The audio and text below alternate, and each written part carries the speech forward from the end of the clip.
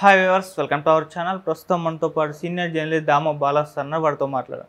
నమస్కారం సార్. నమస్తే sir, Telangana song జై జై హే తెలంగాణ సాంగ్ని కంపోజ్ చేయడానికి కీరవాణికి ఇవ్వడం జరిగింది సార్. అయితే పక్క రాష్ట్రం వ్యక్తికి అలా ఇస్తారని చెప్పేసి టీసీఎంఏ వాళ్ళు సీఎం రేవంత్ రెడ్డి గారికి ఒక లేఖ రాయడం జరిగింది సార్. మరి దీన్ని ఏ విధంగా చూడొచ్చు సార్? తెలంగాణ సినీ మ్యూజిషియన్స్ అసోసియేషన్ వీళ్ళు ఒక పెద్ద లెటర్ రాశారు, నేను కూడా చదివాను. ఆ లెటర్లో ఏముందంటే ఈ జయ జయ హే తెలంగాణ అనే ఒక అందశ్రీ రాసిన గీతాన్ని రాష్ట్ర గీతంగా మీరు చేయడం అనేది చాలా గొప్ప విషయం. దాన్ని మేము అభినందిస్తున్నాము. ఎందుకంటే గత 10 ఏళ్లలో కేసీఆర్ ఆ పని చేయలేదు. కేసీఆర్ అని డైరెక్ట్గా రాయలేదు, కానీ గత ప్రభుత్వం ఆ పని చేయలేకపోయింది.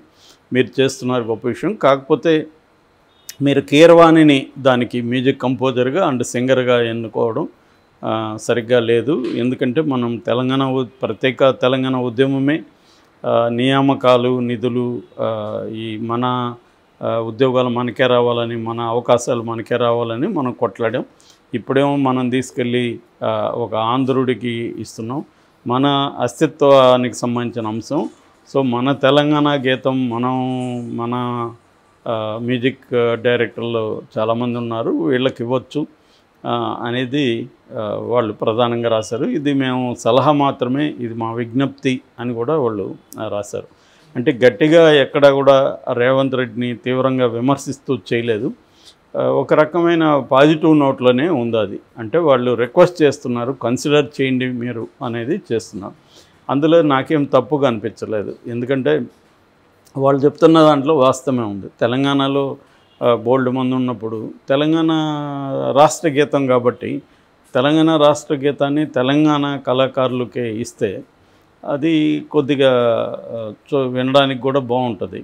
కీరవాణిని వీళ్ళు కూడా ఏమీ తక్కువగా మాట్లాడా, ఆయన ఏదో ఇదని కాదు. ఎవరైనా కీరవాణి ప్లేస్లో ఎవరున్నా కూడా వీళ్ళ లెటర్ అలాగే ఉండేది. కీరవాణి వ్యక్తిగతంగా వీళ్ళకేం కీరవాణికి సంబంధించిన ఏమీ లేదు. ఇదేంటంటే ఒక తెలంగాణ రాష్ట్ర గీతాన్ని తెలంగాణ వ్యక్తి పాడి తెలంగాణ వ్యక్తి కంపోజ్ చేస్తే బాగుంటుంది కదా అనేది వీళ్ళ అభిప్రాయం. మరి రేవంత్ రెడ్డి దీని మీద అయితే స్పందించలేదు. ఇది యాక్చువల్గా 1.5 minute గీతం అని చెప్తున్నారు. సోనియా గాంధీ వస్తుందని చెప్తున్నారు. 2వ తేదీ ఆమె ఈ గీతాన్ని ఇనాగరేట్ చేస్తుందని చెప్తున్నారు. మరి రేవంత్ రెడ్డి దీనికి స్పందిస్తాడా లేక పట్టించుకోకుండా ముందుకెళ్తాడా అనేది చూడాలి. ఆల్రెడీ కాంగ్రెస్ వాళ్ళేమో ఇదంతా కూడా బీఆర్ఎస్ ఆడే డ్రామా, బీఆర్ఎస్ వాళ్ళు తెలంగాణ అస్తిత్వాన్ని వాళ్ళు పెద్దగా ఏం పట్టించుకోలేదు వాళ్ళు ఉన్నప్పుడు. ఇప్పుడు వచ్చి రేవంత్ రెడ్డి పట్టించుకుంటుంటే ఆయన మీద విమర్శలు చేస్తున్నారు అనేది ఆల్రెడీ కాంగ్రెస్ వాళ్ళు మొదలుపెట్టారు. సో దీని వెనక బీఆర్ఎస్ ఉందా లేదా తెలీదు. మ్యూజిషియన్స్ దీంట్లో మాత్రం గత ప్రభుత్వాన్ని కూడా వాళ్ళు విమర్శించారు. దాంట్లో ఇది పట్టించుకోలేదు, మీరు పట్టించుకుంటున్నారు, ఇది గొప్ప విషయం అనేది కూడా వాళ్ళు అప్రిషియేట్ కూడా చేశారు. మామూలుగా ఇదే విమర్శ కేసీఆర్ మీద కూడా అనేక విషయాల్లో ఉంది. ఒకప్పుడు ఆంధ్రులకు వ్యతిరేకంగా, సీమాంధ్రులకు వ్యతిరేకంగా, వలస పాలనకు వ్యతిరేకంగా మనం పోరాడి మనం వచ్చిన తర్వాత వాళ్ళకే కాంట్రాక్టులు వాళ్ళకే ఇస్తున్నాడు, అన్ని విషయాల్లో వాళ్ళకే ఇస్తున్నాడు. పివి సింధు లాంటి వాళ్ళకి కోట్లాది డబ్బులు నజరానాలు ఇచ్చాడు. ఇలాగా కేసీఆర్ మీద కూడా ఈ విమర్శలు ఉన్నాయి, ఆయన ఆంధ్ర వాళ్ళకి అనుకూలంగా ఉన్నాడని.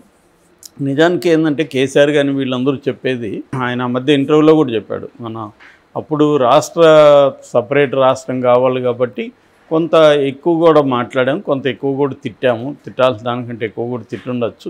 ఒకసారి రాష్ట్రం వచ్చినాక ఇదంతా కూడా భారతదేశంలో భాగం.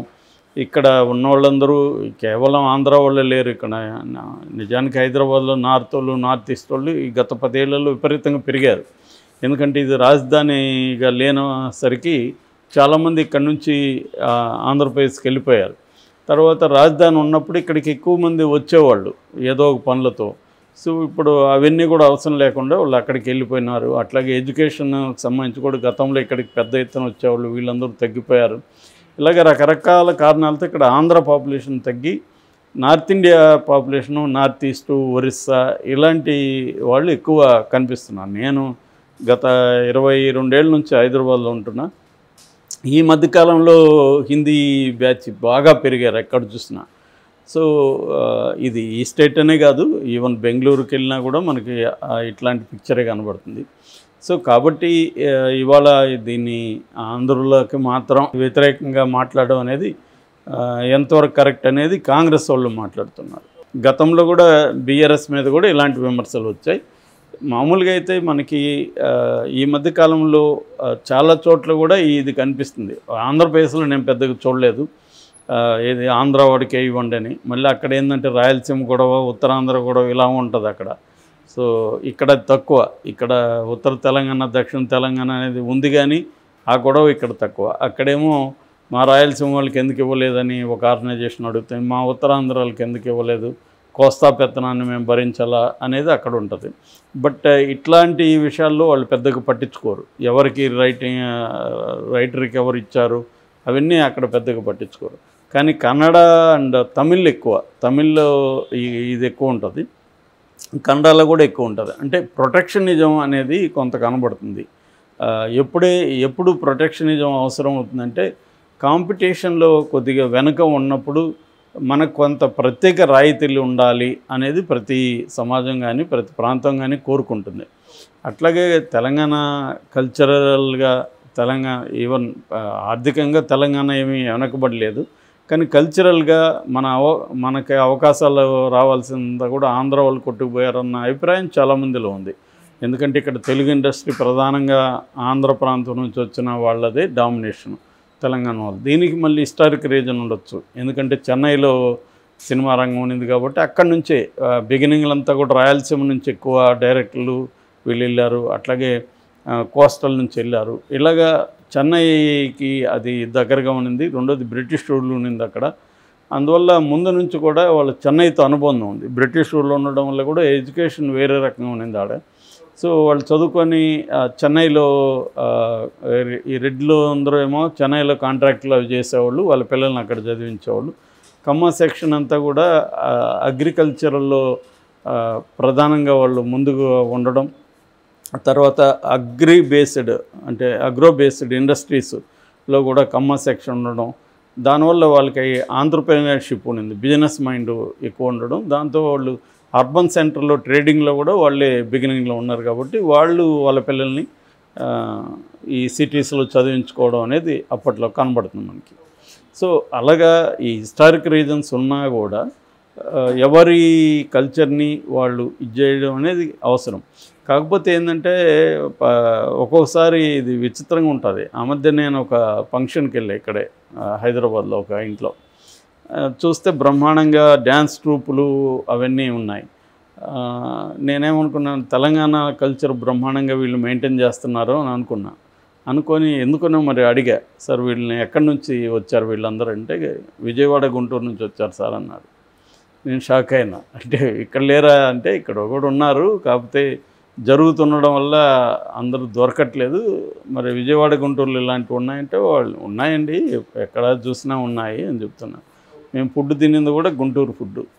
కాబట్టి ఇక్కడ ఏంటంటే ఇదంతా కూడా కొంతమంది గొడవ, కానీ మామూలు ప్రజల్లోకి గుంటూరు విజయవాడ అదేం లేదు. ఎక్కడ కుదిరితే అది చేసుకుంటున్నారు. ఇవాళ తెలంగాణ ఫుడ్ అని వాళ్ళేమి దీన్ని దూరం పెట్టట్లేదు. వీళ్ళు ఇక్కడ కూడా మనం చూస్తున్నాం, రాయలసీమ రుచులు ఉంది, కోస్తా స్పైసీ కోస్తాను, ఇంకోటి గోంగూర రుచులు, ఇలా రకరకాల ఫుడ్ కావచ్చు, మిగతా విషయాల్లో ఉన్నాయి కదా. సో కాబట్టి ఏంటంటే ఇది కొన్ని విషయాల్లో మాత్రమే ఇక్కడ కూడా ఇటువంటిది కనిపిస్తుంది. సాహిత్యంలో కావచ్చు, ఇట్లా స్టేట్కి సంబంధించింది. ఇదేంటంటే రాష్ట్ర గీతం కాబట్టి ఇది ఉందని నేను అనుకుంటున్నాను. అదర్వైజ్ ఇక్కడ కూడా పెద్ద అబ్జెక్షన్ ఉండే అవకాశం లేదు. సో ఇది మొత్తం ప్రజలైతే దీన్ని ఏమి పెద్దగా పట్టించుకుంటున్నట్టు నాకు కనపడలేదు. వచ్చి కూడా 2 రోజులు అయింది, కానీ దీని మీద పెద్ద రెస్పాన్స్ అయితే లేదు. బీఆర్ఎస్ కూడా దీని మీద పెద్దగా ఏమీ చేస్తున్నట్లేదు. సో ఆ రకంగా తీసుకున్నప్పుడు నేను అనుకోవడం, రేవంత్ రెడ్డి కూడా దీన్ని ఇప్పటికిప్పుడు మార్చి దీన్ని చేస్తాడని కూడా అనుకోవట్లేదు. కీరవాణితోనే అడ్వాన్స్ అయిపోయే అవకాశాలు కనిపిస్తున్నాయి. రెండోది, కీరవాణి వాళ్ళ నేటివ్ కొవ్వూరు వెస్ట్ గోదావరి అయినా వాళ్ళ ఫ్యామిలీ ఎక్కువ పెరిగింది కర్ణాటకలోనే పెరిగారు. ఆయన ఏమి ఆంధ్రాతో ఐడెంటిఫై అవుతాడని కూడా నేను అనుకోలే. ఆయన ఎప్పటి నుంచో హైదరాబాద్ నివాసే.